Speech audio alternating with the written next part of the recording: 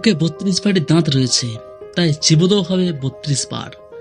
বিভিন্ন বোর্ডের পরীক্ষায় বসতে যাওয়া ছাত্রছাত্রীদের উদ্দেশ্যে আজ এমনই পরামর্শ দিয়েছেন প্রধানমন্ত্রী নরেন্দ্র মোদী।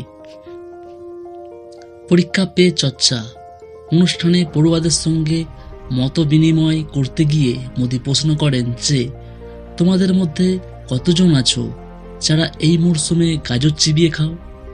পড়ুয়ারা নির্দিষ্টভাবে জবাব দেয় না। মোদী বলেন, জুস তো খাও নিশ্চয়ই। জবাব আসে হ্যাঁ।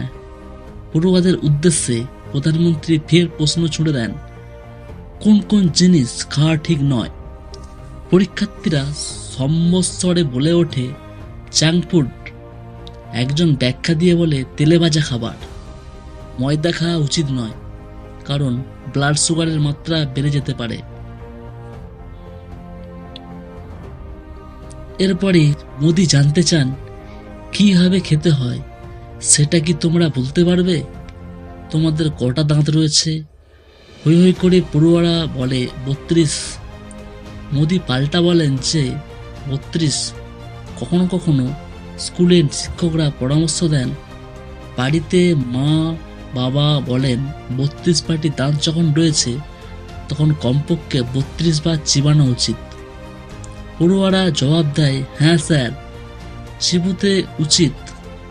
মোদী জানিয়ে দেন কিভাবে খেতে হবে, সেটা খুবই কি গুরুত্বপূর্ণ বিষয়।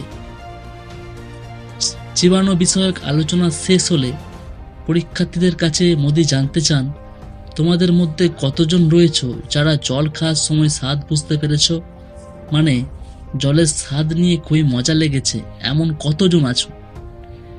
ওই দিক থেকে জবাব আসে ইয়েস স্যার। পরীক্ষা পে চর্চার 8ম পর্বে এভাবেই পরীক্ষার্থীদের সঙ্গে মোদীর কথোপকথন এগোতে থাকে।